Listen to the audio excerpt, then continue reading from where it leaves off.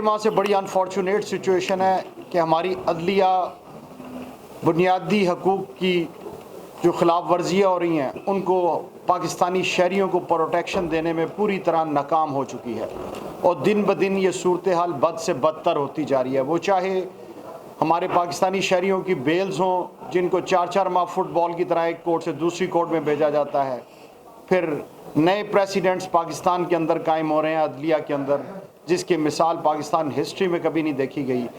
जो इदारे होते हैं वो इसी तरह ही करते हैं कि अपने लिमिट्स को क्रॉस करते हैं, मगर जुडिशरी का काम होता है उन सब को उनकी हदूद के अंदर रखना। तो हमें बड़े अफसोस से कहना पड़ता है कि हमारी अदलिया जो पहले ही बुरी तरह नाकाम हो चुकी थी, अब उससे भी आगे बढ़कर इन्होंने जो फैसला दिया है वो हमें बिल्कुल लीगल फ्रेटर्निटी को कबूल नहीं है। सिविलियंस का ट्रायल जो है वो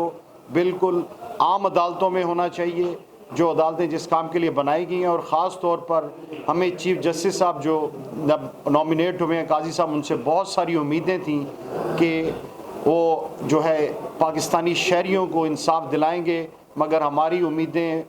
जो हैं वो बिल्कुल दम तोड़ गई और उन्होंने वही किया जो बाकी जुडिशरी कर रही है। हमारा मुतालबा है कि बाकी जजेस भी जो बेंच के अंदर शामिल नहीं किए गए 5 जजेस के अलावा, उनको भी इसका हिस्सा बनाया जाए, और ताकि जो फैसला ऑलरेडी 5 जजेस ने दिया हुआ था, और अभी सबसे जो उसमें एक जो है बड़ी यूनिक बात है वो ये है कि अभी तो तफसीली फ़ैसला दिया ही नहीं गया। अब हम जब भी कोई भी अपील फ़ाइल करते हैं रवियाँ, तो हमें कहते हैं तफसीली फ़ैसला साथ अटैच करें, तो एक शॉर्ट ऑर्डर के ऊपर ही उसके बाद उसको सस्पेंड कर दिया गया। तो हमें इस पर बहुत तशवीश है जो पाकिस्तान में हमारी अदलिया कर रही है लीगल फ्रेटर्निटी, और हामिद खान साहब की क़यादत में इंशाल्लाह हम